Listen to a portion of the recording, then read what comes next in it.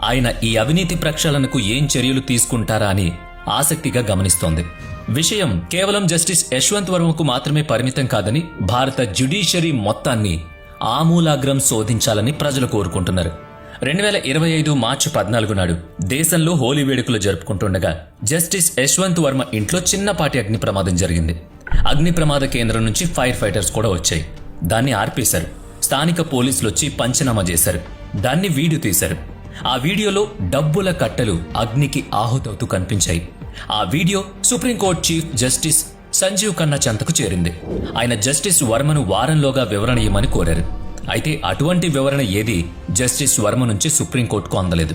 ఫలితంగా జస్టిస్ సంజీవ్ ఖన్నా అధ్యక్షతన సమావేశమైన కొలీజియం ప్రత్యేక సమావేశంలో జస్టిస్ వర్మను ఆయన మాతృస్థానమైన అలహాబాద్ హైకోర్టుకు బదిలీ చేయాలని నిర్ణయం తీసుకున్నారు. దాంతోపాటుగా అంతర్గత విచారణ చేపట్టమనే నిర్ణయం కూడా జరిగింది. అయితే సుప్రీంకోర్టు జడ్జిను బదిలీ చేసే అధికారం మాత్రం సుప్రీంకోర్టుకు లేదు. అది రాష్ట్రపతి అధికార పరిధిలోకి వెళుతుంది.